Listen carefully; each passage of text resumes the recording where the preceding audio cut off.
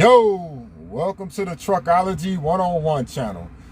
Hey, in this next video, what I did is I took two of my older videos that I had shot back in 2015 about understanding freight rates, and I combined them into one video because I think that a lot of new people are people new to the channel, and a lot of new people have entered the industry, and I think that they need some understanding of freight rates. So again, these some re-uploads from 2015, but I think I was ahead of my time, man. Y'all let me know, but hopefully people listen this time around. They say never. I say never tell me what to do. A person will never put you in a position above them. That's never a lie, always true. Success never comes without risk, and risk never comes without fear. YouTube is a smoke and mirror, never how it appear. YouTube. It's your boy Icewater A15 coming back at you with another video, man. Well, boys and girls, today I'm gonna give you another video on understanding freight rates. I think that's what I called the other video. I don't know. This is going to be part 2 in the freight series. I want to first start by telling you guys that I did a earlier video that talked about supply and demand with freight. Hope you guys check that out. I don't remember what I titled it. Sorry. I ain't too sure. But I want to introduce something new in this video, and that's called it's called the principle of substitution, something that I learned back when I was a real estate appraiser. And how it applies to trucking is basically no one's gonna pay more for your truck if they can get another truck for the same or a cheaper price.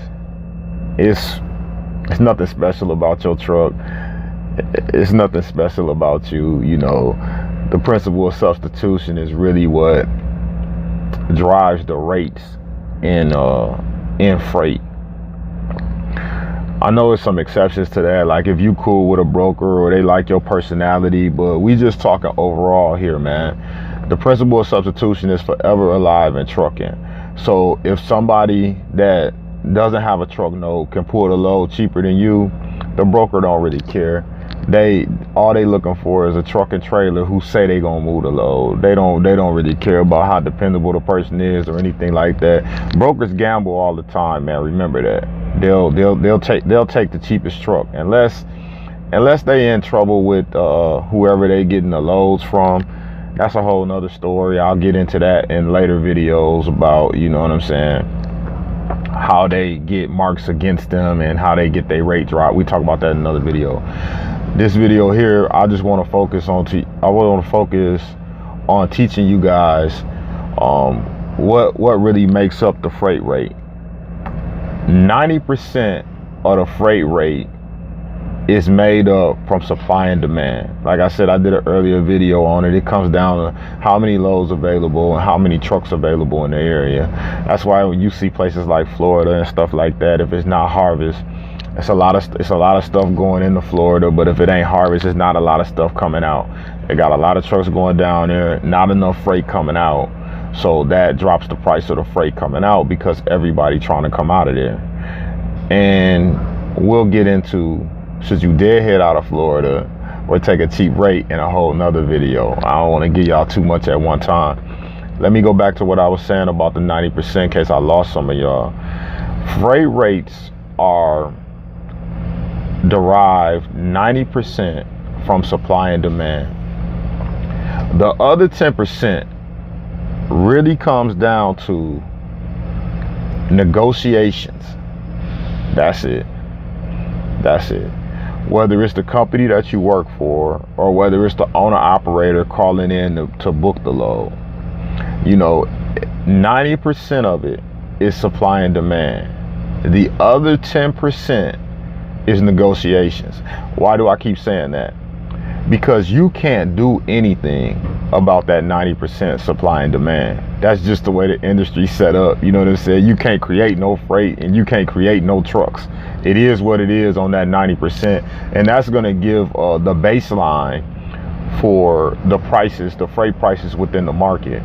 The other 10% is negotiations. It's either they have a target price, it's room to go up, or it's room to go down, depending on your negotiation skills. And we'll get into how to negotiate with a broker in different videos. I want to keep these videos nice and short so you could grasp the concept. So in this video, what I want you to take away from here is the principle of substitution. Nobody's going to pay more for your truck if they can find a similar truck to do the same job cheaper or for the same price. The next thing I want you to take away is the 90-10 rule. 90% of the freight rate is derived from supply and demand. The other 10% is negotiations. The only thing we can do something about is the 10%. The supply and demand, that 90%, it is what it is, man. Don't even worry about it. Welcome to trucking. I don't know what else to tell you. Hey, you look, that's my time on this video, man. This is your boy Ice Water 815, man. Any questions, you can hit me up at axice815@gmail.com. And oh yeah, it don't matter what kind of truck you drive, as long as it'll deliver a load. But you ain't gonna make no money in trucking if you can't keep that left door closed. Hey, I'll see you next video, YouTube. Be safe. And hopefully these videos don't go over a lot of people's head like they did back in 2015, and people can use it to be profitable in their trucking business. Been through a lot of pain in my life, and I pray the Lord take it all away.